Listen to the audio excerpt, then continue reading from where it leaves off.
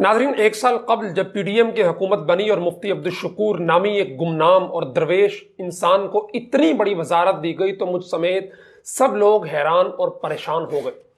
حیران ایک درویش صفت سیاسی کارکن کے سیاسی سفر کو دیکھتے ہوئے جو فاٹا کے ایک کچے مکان اور چھوٹی سی مسجد کے مسلح امامت سے اٹھ کے ملک کے سب سے بڑے قانون ساز ادارے پارلیمنٹ میں آیا اور ملک کی بڑی وزارتوں میں سے ایک وزارت کا قلمدان سنبھال لیا، اور پریشان اس بات پہ ہوئے کہ جب ان کو وزارت ملی تو تب زائرین کی طرف سے حج درخواستیں موصول ہونا شروع ہو چکی تھی اور حج پیکج پر کام شروع ہو گیا تھا۔ مجھ سمیت کئی لوگوں کو یہ فکر لاحق تھی کہ مفتی عبدالشکور صاحب جیسے درویش انسان کو سیاسی گرما گرمی اور الزامات کے ماحول میں ایک ایسی وزارت دے دی گئی تھی جس کے سابقہ وزراء سکینڈلز کی وجہ سے خبروں میں رہے تھے۔ ہمارا خیال تھا کہ بیوروکریسی کی چالاکیوں کے سامنے فاٹا کا ایک دیہاتی مولوی ٹریپ ہو جائے گا اور سارا ملبہ بعد میں اسی سادہ لو انسان پہ گرا دیا جائے گا، لیکن وقت نے ہمیں غلط ثابت کیا، کیونکہ مفتی عبدالشکور صاحب نے دن رات ایک کر کے خود سعودیہ جا کر سستے داموں ٹرانسپورٹ اور ہوٹلز بک کیے اور حاجیوں کو پہلے سے اعلان کیے گئے پیکج سے سستا حج کروایا۔ دنیا نے دیکھا کہ حج کے دوران اس سادہ سے مولوی کی طرف سے کیے گئے انتظامات کا اعتراف مخالفین نے بھی کیا، اور نکتہ چینی کرنے والوں نے زور لگا کے دیکھ لیا، ایک بھی شخص ایسا نہیں ملا جس نے اس انسان کے انتظامات پہ انگلی اٹھائی ہو یا اس کی نیت پہ شک و شبے کا اظہار کیا ہو۔ اور حج کے بعد بھی ہر حاجی کو تقریباً 1.5 لاکھ روپے کی رقم واپس کی گئی، جو مجموعی طور پہ اربوں میں بنتی تھی۔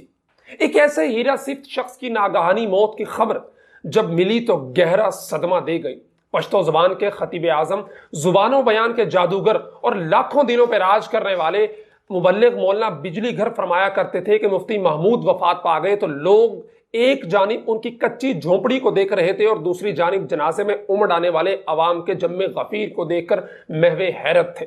اس جملے کی حقیقت اب سمجھ میں آئی آج جب مفتی عبدالشکور کے خستہ حال گھروندے، پھٹے کپڑے اور چپل میں ان کے چھوٹے سے بیٹے کو افسردہ دیکھا۔ آج کے نام و نمود، مال و زر کی ہوس اور دین فروشی کے اس دور میں مفتی عبدالشکور نے یہ منظر دوبارہ دنیا کو دکھلا دیا ہے۔ اس وقت جب بڑی بڑی ہستیاں ڈالر کی جھنک، کاروں کی چمک اور ریال کی دمک کے آگے اپنی دستاروں میں آتی سرسراہٹ کے ہاتھوں بے بس ہیں اور ٹپکتی رال کو روکنا مشکل ہو رہا ہے، وہیں مفتی عبدالشکور بے نیازی کی ایک مثال بن کر رب کے حضور پیش ہو گئے کہ اسلام آباد تو دور کی بات، پشاور میں بھی ان کا کوئی مکان نہیں تھا۔ باوجود ایم این اے ہونے اور ایک تگڑی وزارت پر براجمان ہونے کے آج بھی ان کا جنازہ اسی کچے مٹی کے مکان سے اٹھایا گیا۔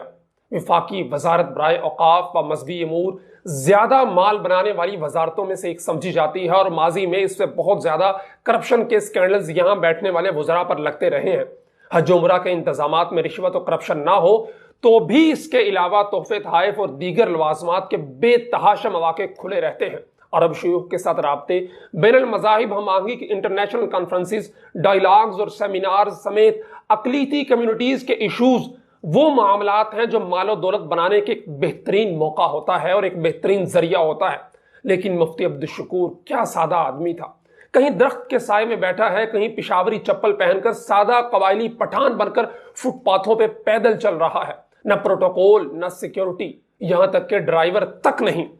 کل ایکسیڈنٹ کے وقت بھی اپنی گاڑی خود ڈرائیو کر رہے تھے۔ کہنے کو تو وہ ایک وفاقی وزیر تھا، لیکن اپنے علاقے فاٹا میں اکثر موٹر سائیکل پر گھومتا نظر آتا۔ کبر و غرور سے دور، سادگی و استغنا کی مورتی بنے ہوئے اس شخص نے کمال زندگی گزاری۔ دنیا کا سب کچھ ہوتے ہوئے بھی فقر و درویشی کی مثال بن کر دنیا سے چلا گیا۔ لیکن افسوس تو اس بات کا ہے کہ پھر بھی کچھ ضمیر کے سوداگر، انسانی خون کے خریدار اٹھ کر صرف سیاسی مخالفت میں باچھیں کھول کر ان کی ناگہانی موت پہ جشن مناتے نظر آتے ہیں۔ میرے نزدیک ایسے عناصر کے چہروں پر لگنے والی عطر سے مفتی عبدالشکور کی جوتیوں پر پڑنے والی گرد و غبار زیادہ قیمتی ہے، کیونکہ ان کی زندگی ان کے کردار کی بہترین گواہی دیتی ہے۔ اللہ تعالیٰ مفتی صاحب کے درجات بلند فرمائے اور ان کی لغزشوں سے درگزر فرمائے۔